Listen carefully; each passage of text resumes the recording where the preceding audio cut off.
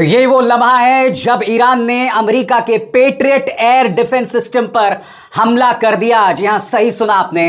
Iran ने Bahrain, Kuwait और Qatar के अलग अलग अमेरिकी ठिकानों पर हमला कर दिया है, क्योंकि अमेरिका ने लगातार तीसरी बार ईरान पर अटैक किया है।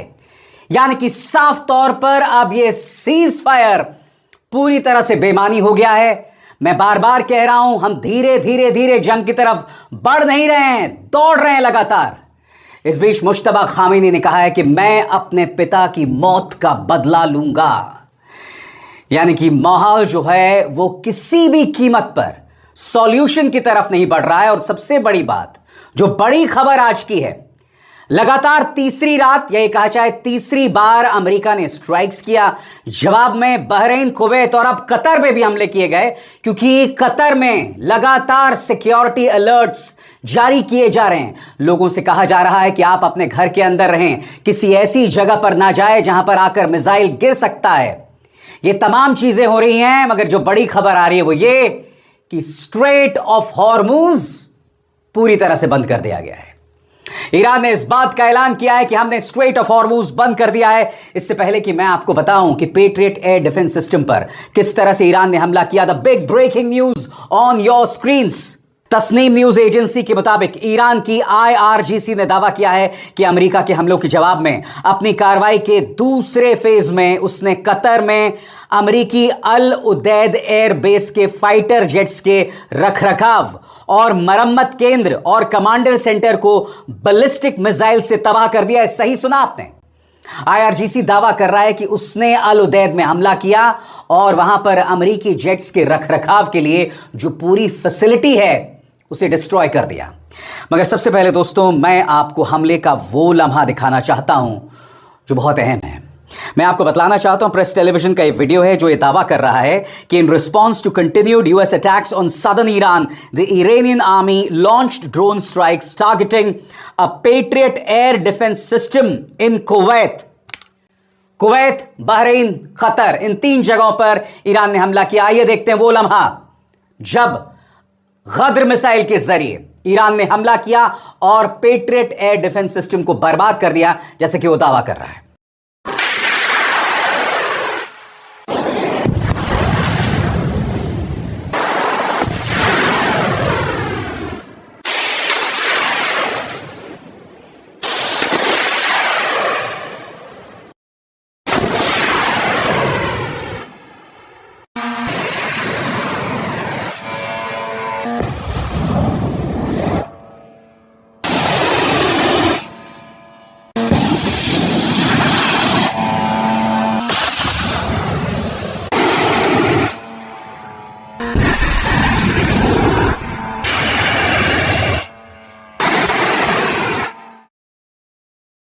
इस बीच अमेरिकी सेंट्रल कमांड ने भी कहा है कि हमने लगातार तीसरी बार हमला किया है। जैसा कि फॉक्स न्यूज कह रहा है, डोनाल्ड ट्रंप ने तीसरी बार हमले का आदेश दे दिया है। अमेरिका ने अपनी तरफ से इस हमले के बारे में क्या कहा है, बस कुछ देर बाद। मगर मैं आपका ध्यान खींचना चाहता हूं नए सुप्रीम लीडर मुश्तबा खामेनी के इस बयान की तरफ, जिसमें उन्होंने कहा कि मैं अपने बाप की मौत का बदला लूंगा। उन्होंने क्या कहा दोस्तों, आइए गौर फरमाया जाए। इस्लामिक क्रांति के नेता आयतुल्लाह सैयद मुश्तबा खामेनी ने शहीद नेता के जनाजे में उमड़ी भीड़ को हैरान कर देने वाली, दुश्मन की कमर तोड़ देने वाली और हिस्टोरिकल बताया। उन्होंने कहा कि अपराधी और बदनाम हत्यारों से बदला होकर रहेगा। इस्लामिक क्रांति के नेता आयतुल्लाह सैयद अली खामेनी अंतिम संस्कार के बाद, यानी सुपुर्द खाक के बाद, उन्होंने एक संदेश जारी किया जिसमें उन्होंने ईरान और इराक में लाखों करोड़ों लोगों की मौजूदगी की तारीफ करते हुए कहा कि यह जनता के समर्थन का एक अनप्रेसिडेंटेड मिसाल है, एग्जाम्पल है। उन्होंने कहा, हम शहीद नेता और इन दोनों युद्ध में शहीद हुए सभी लोगों के पाक खून का बदला उन अपराधी और बदनाम हत्यारों से लेने की कसम खाते हैं। वो आगे कहते हैं, मैं ईरान और इराक के शहरों और गांवों, खासकर तेहरान, क़ोम, नजफ, करबला और मशहद में पहुंचे करोड़ों लोगों का दिल से शुक्रिया अदा करता हूं। उन्होंने इस जन सैलाब को हैरान कर देने वाला, दुश्मन की कमर तोड़ देने वाला बताया। शहीद नेता को संबोधित करते हुए उन्होंने कहा, आंखों में आंसू और टूटे हुए दिल के साथ जब हम अपनी आखिरी विदाई दे रहे हैं, तो हम वादा करते हैं कि आपकी सोच और विचारधारा को जिंदा रखेंगे। आपने जो सीधा रास्ता दिखाया है उस पर मजबूती से चलेंगे, किसी मुश्किल से डरेंगे नहीं और आपकी तरह खुदा के वादों पर भरोसा करेंगे। उन्होंने कहा कि शहीद नेता और अमेरिका इसराइल के इन 2 युद्धों में शहीद हुए सभी लोगों के खून का बदला लिया जाएगा। एक बार फिर देखिए, जब patriot air defence missile system पर यह हमला होता है, यानी कि घटनाक्रम बहुत तेजी से बदल रहा है। और मैं आपका ध्यान खींचना चाहता हूं कि IRGC ने अमेरिकी हमले के जवाब में कहां कहां हमला किया, और मैं चाहूंगा कि आप गौर करें IRGC ने क्या बयान दिया है और इंतजार कीजिएगा डोनाल्ड ट्रंप ने क्या कहा है, अमेरिकी सेंट्रल कमांड ने क्या कहा है, वो भी जानकारी मैं आपके सामने लाने वाला हूं। मगर सबसे पहले इस्लामिक रेवोल्यूशनरी गार्ड कोर का जो बयान है वो है आपके स्क्रीन पर। बच्चों के हत्यारे अमेरिकी सेना बल के हमले के जवाब के तीसरे चरण में IRGC की एरोस्पेस फोर्स ने बड़ा और अचानक हमला किया। ओमान के दुख्म बंदरगाह पर अमेरिकी एयरक्राफ्ट कैरियर के लॉजिस्टिकल सपोर्ट सेंटर और ईंधन भरने वाले प्लेटफॉर्म को निशाना बनाकर भारी गोलीबारी की गई। ईरान के तटीय सैन्य ठिकानों पर अमेरिका के लगातार हमलों के जवाब में हॉर्मुज स्ट्रेट में एक दूसरे नियम तोड़ने वाले जहाज को निशाना बनाकर निष्क्रिय कर दिया गया है। साथ ही कतर में मौजूद अमेरिकी अल उदैद एयरबेस पर जवाबी कार्रवाई के तहत दूसरी बार बैलिस्टिक मिसाइल से हमला किया गया है। इस हमले में एयरबेस के फाइटर जेट मेंटेनेंस सेंटर और कमांड हेडक्वार्टर को निशाना बनाया गया है। दक्षिणी ईरान पर अमेरिका के लगातार हमलों के जवाब में ईरानी सेना ने ड्रोन से हमले किए, जिसमें कुवैत में मौजूद पेट्रियट एयर डिफेंस सिस्टम, गोला बारूद के डिपो और अमेरिकी सैन्य रडार साइट्स को निशाना बनाया गया है। ईरानी सेना ने वार्निंग दी है कि इलाके में आगे होने वाली किसी भी अनिश्चितता या इंस्टेबिलिटी की पूरी जिम्मेदारी अमेरिकी और ज़ायनी शासन पर होगी।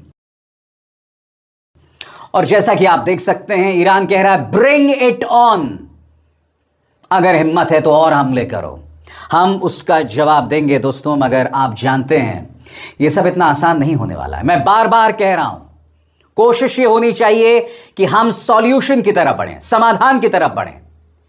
यकीनन अमेरिका मेमोरेंडम ऑफ अंडरस्टैंडिंग को वायलेट कर रहा है, मगर ईरान को भी देखना पड़ेगा कि इन तमाम चीजों का सॉल्यूशन, समाधान बातचीत के जरिए हो सकता है।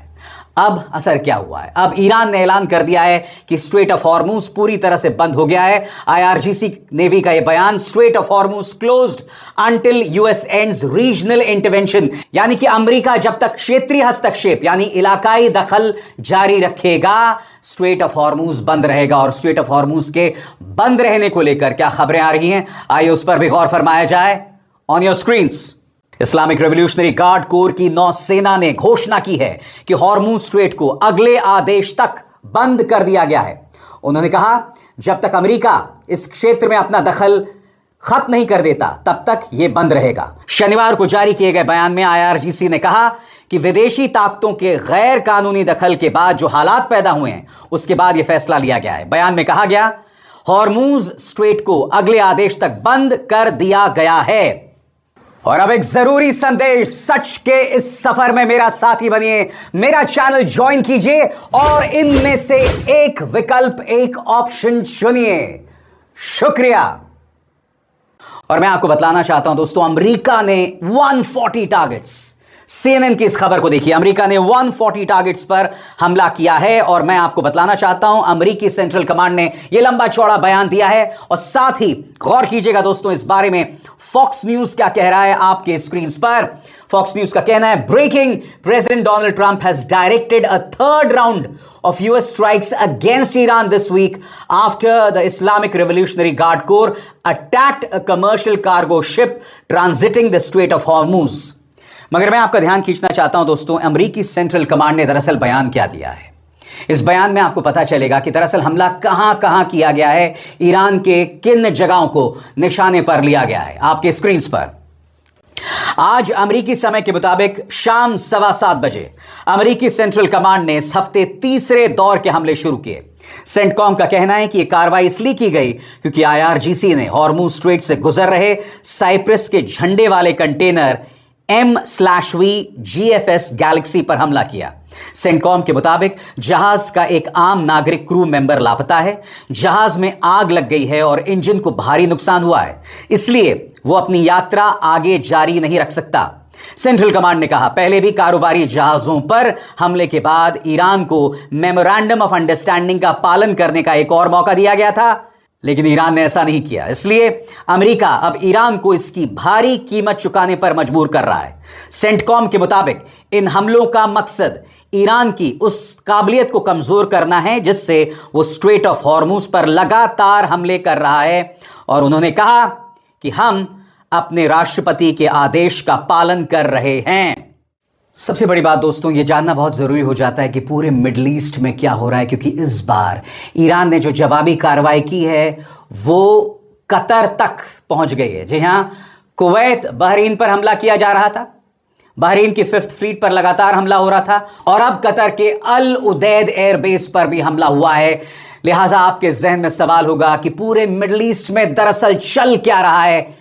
चलिए उस पर निगाह डालते हैं। On your screens, Iran attacks Bahrain, Jordan, Kuwait and Qatar after US bombings. मध्य पूर्व में चल क्या रहा है? कतर ने दूसरी बार हाई सिक्योरिटी अलर्ट जारी किया। कतर के होम मिनिस्ट्री ने आज सुबह दूसरी बार देश में हाई सिक्योरिटी अलर्ट जारी किया। लोगों से अपील की गई कि वे अपने घरों या किसी सुरक्षित जगह पर रहें। कुवैत की आर्मी ने कहा दुश्मन के हवाई हमलों को रोका जा रहा है। कुवैत के जनरल स्टाफ ने कहा है कि उसकी सेना इस समय देश के हवाई इलाके में दुश्मन के हवाई हमलों का जवाब दे रही है। सेना ने एक्स पर पोस्ट करके कहा, लोगों को जो धमाकों की आवाज सुनाई दे रही है वे हमारे एयर डिफेंस सिस्टम द्वारा हमलों को बीच में ही रोकने की वजह से है। सेना ने लोगों से कहा कि सुरक्षा एजेंसीज की तरफ से जो डायरेक्शंस जारी किए गए हैं आप उनका पालन करें। इस बीच ईरान ने दावा किया है कि ओमान के दुक्म बंदरगाह पर बड़ा हमला हुआ है। ईरान की इस्लामिक रेवोल्यूशनरी गार्ड कोर ने दावा किया कि उसने ओमान के दुक्म बंदरगाह पर मौजूद अमेरिकी एयरक्राफ्ट कैरियर्स के लॉजिस्टिकल सपोर्ट सेंटर और ईंधन भरने वाले प्लेटफॉर्म पर हमला किया, जिसमें बहुत बड़ी तबाही हुई। तो सेंट्रल कमांड के 140 हमले, ईरान की तरफ से कुवैत, बहरीन, कतर पर भी हमले। कतर में लगातार सिक्योरिटी अलर्ट्स जारी किए जा रहे हैं। इस बीच स्ट्रेट ऑफ हॉर्मुज दोबारा बंद, यानी कि कहा जा सकता है कि आज संडे को सबसे सीरियस हालात हो गए। ऊपर से मुश्तबा खामिनी का यह कहना कि मैं अपने पिता की मौत का बदला लूंगा। अब मैं आपको बताना चाहता हूं दोस्तों, इस्राइल लगातार ट्रंप को क्या बता रहे हैं? ट्रंप को यह बता रहे हैं कि ईरान आपको मार देना चाहता है। ट्रंप जो लगातार हमले कर रहे हैं, शायद उसके पीछे उनकी यही सोच है, क्योंकि तीसरी बार लगातार ट्रंप के डायरेक्ट ऑर्डर्स पर हुआ है। यानी कि ट्रंप अपनी जान को खतरा देख रहे हैं, उन्हें मौत का डर सता रहा है, इसलिए वो इस तरह की बातें कर रहे हैं। ऊपर से मुश्तबा खामिनी का यह बयान, जिससे मामला और सीरियस हो जाता है। मुझे लगता है कि अगर स्ट्रेट ऑफ हॉर्मुज में वायलेशन हो रहा है, जैसा कि ईरान दावा कर रहा है कि साइप्रस के एक जहाज ने मेमोरेंडम ऑफ अंडरस्टैंडिंग को वायलेट किया, तो इसे एड्रेस किया जाना चाहिए बातचीत के जरिए। आप अटैक करेंगे तो जवाबी हमला होगा, और यकीनन इसका नुकसान ईरान को होने वाला है। अब तक उसके 17 लोग मारे जा चुके हैं। सही सुना आपने, 17 लोग मारे जा चुके हैं।